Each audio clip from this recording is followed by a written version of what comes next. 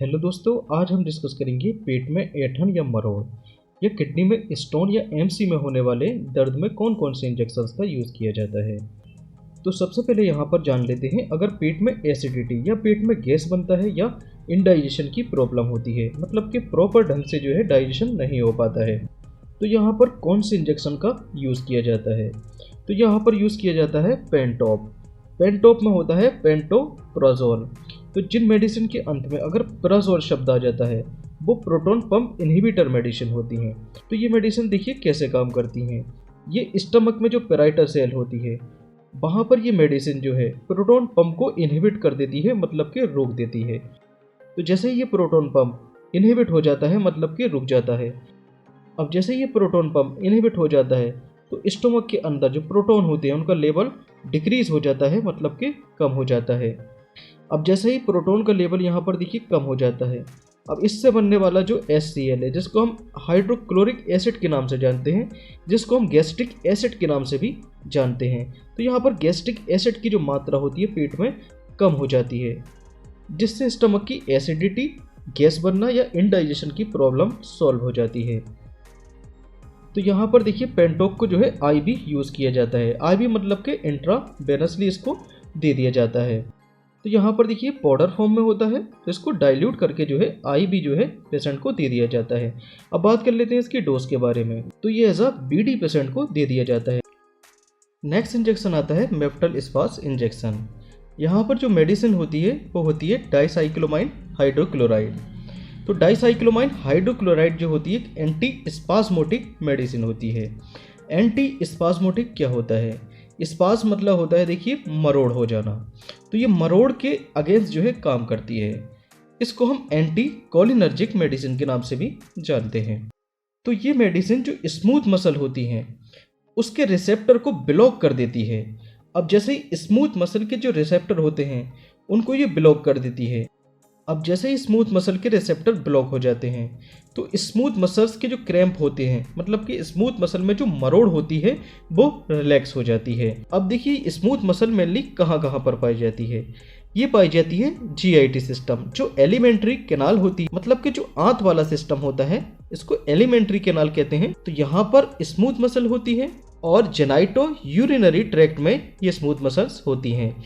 Genito urinary tract मतलब कि जो जेनाइटल रीजन होता है वहाँ पर, और यूरिनरी ट्रैक्ट मतलब कि जो पेशाब की नली होती है वहाँ पर। तो यहाँ पर देखिए ये स्मूथ मसल पाई जाती हैं, जैसे कि यूटेरस मतलब कि बच्चेदानी में, और यूरिनरी ब्लैडर मूत्राशय में ये स्मूथ मसल पाई जाती हैं।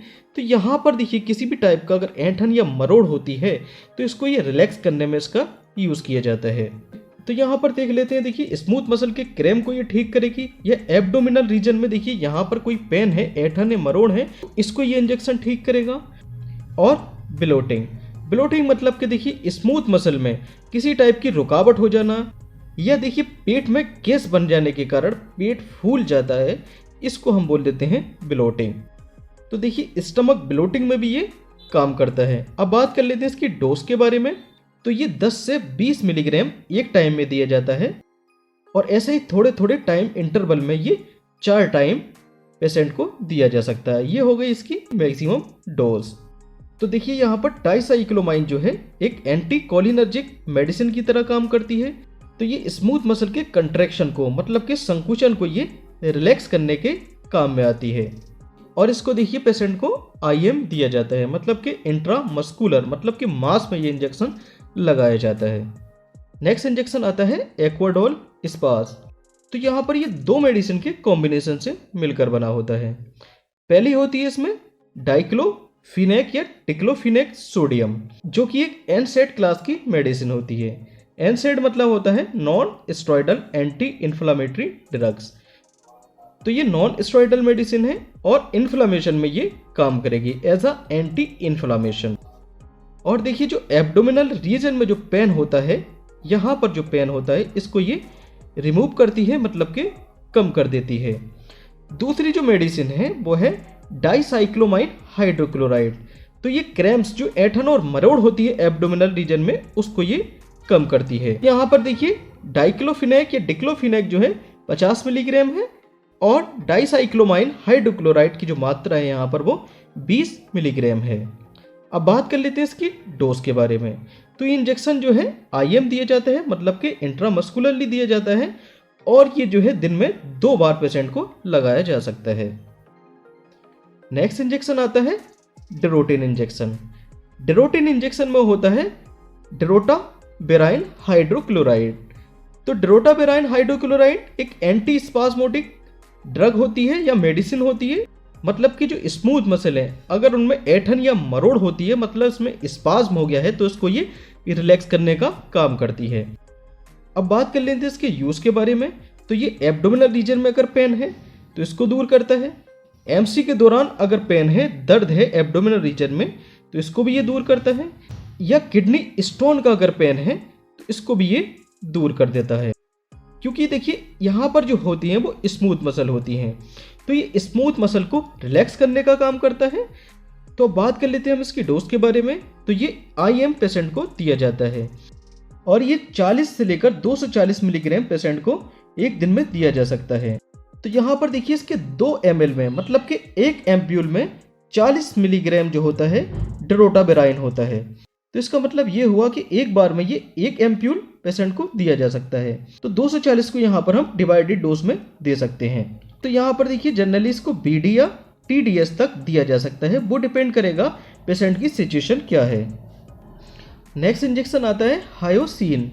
हायोसिन में होता है हायोसाइन ब्यूटिल ब्रोमाइड। तो हायोसिन ब्यूटिल ब्रोमाइड एक एंटी स्पास्मोटिक एल्केलॉइड मेडिसिन होती है जो GIT मतलब कि गैस्ट्रो इंटेस्टाइनल ट्रैक्ट और genito urinary tract. Genito urinary tract क्या होता है, देखिए ये यूरिन की जो नली होती है इसको हम यूरिनरी ट्रैक्ट के नाम से जानते हैं, और जो जेनाइटल रीजन में जो ट्रैक्ट होती है उसको हम जेनाइटल ट्रैक्ट के नाम से जानते हैं। तो यहाँ पर जो मसल्स होती हैं इनको ये क्या करता है, रिलैक्स करता है।